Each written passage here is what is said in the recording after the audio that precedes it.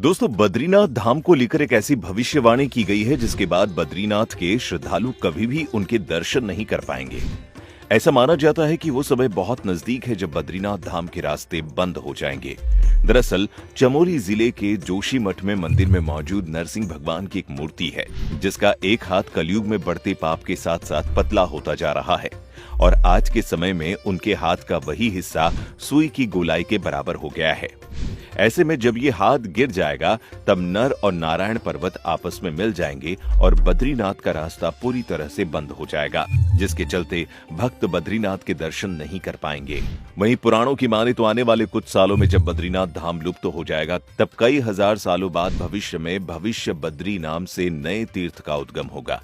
दोस्तों, बद्रीनाथ धाम में भगवान विष्णु की 3133 मीटर की ऊंचाई पर मूर्ति स्थित है और माना जाता है कि आदि शंकराचार्य 8वीं शताब्दी के दार्शनिक संत ने इसका निर्माण कराया था। वहीं इसके पश्चिम में 27 किलोमीटर की दूरी पर स्थित बद्रीनाथ शिखर की ऊंचाई 7138 मीटर है। बद्रीनाथ में एक मंदिर है जिसमें बद्रीनाथ या विष्णु जी की वेदी है। ये 2000 वर्ष से भी अधिक समय से एक प्रसिद्ध तीर्थ स्थान रहा है। दोस्तों, 16वीं सदी में गढ़वाल के राजा ने मूर्ति को उठवाकर वर्तमान बद्रीनाथ मंदिर में ले जाकर उसकी स्थापना करवा दी और ये भी माना जाता है कि आदि गुरु शंकराचार्य ने 8वीं सदी में मंदिर का निर्माण करवाया था।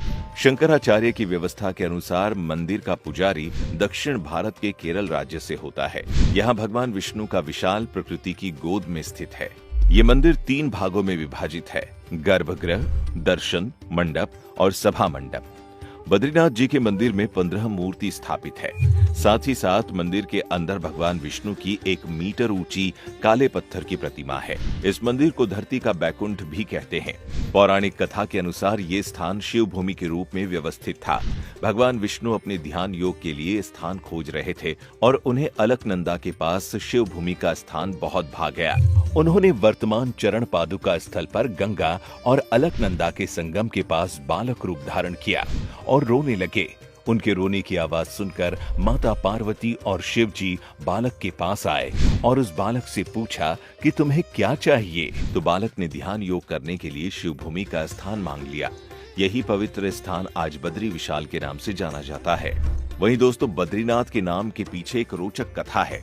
कहते हैं कि एक बार देवी लक्ष्मी भगवान विष्णु से रूठकर मायके चली गई थी। तब भगवान विष्णु देवी लक्ष्मी को मनाने के लिए तपस्या करने लगे, जिसके बाद देवी लक्ष्मी की नाराजगी दूर हुई और तो और देवी लक्ष्मी भगवान विष्णु को ढूंढते हुए उस जगह पहुंच गई जहां भगवान विष्णु तपस्या कर रहे थे। उस समय उस स्थान पर बद्री का वन था। यहाँ भगवान विष्णु ने तपस्या की थी, इसीलिए लक्ष्मी जी ने भगवान विष्णु को बद्रीनाथ नाम दिया और इस जगह का नाम बद्रीनाथ पड़ा। बद्रीनाथ मंदिर भक्तों के लिए सुबह 7 बजे से रात 8 बजे तक खुला रहता है। इस मंदिर में बद्रीनाथ भगवान की दिन में 2 बार आरती, सुबह 4:30 बजे महाअभिषेक और आरती व रात्रि में 8 बजे रात्रि आरती होती है। भगवान को प्रसाद के रूप में गरी का गोला, मिश्री, कच्चे चने के दाल और वन की तुलसी की माला अर्पित किया जाता है। यहाँ बद्रीनाथ मंदिर से जुड़ी मान्यता है कि इस मंदिर में दर्शन मात्र करने से ब्रह्म हत्या के पाप से छुटकारा मिल जाता है। इसके साथ ही यहाँ ऊंची शिला पर एक ब्रह्म कपाल नाम की जगह स्थित है, जहाँ पितरों को तर्पण करने से पितरों को मुक्ति मिल जाती है। इसके साथ ही बद्रीनाथ मंदिर में पूजा करने वाले ब्राह्मण आदि गुरु शंकराचार्य जी के अनुयायी होते हैं, जो रावल कहलाते हैं। रावल के लिए स्त्री का परामर्श करना भी पाप माना जाता है। तो दोस्तों, आज की वीडियो में बस इतना ही।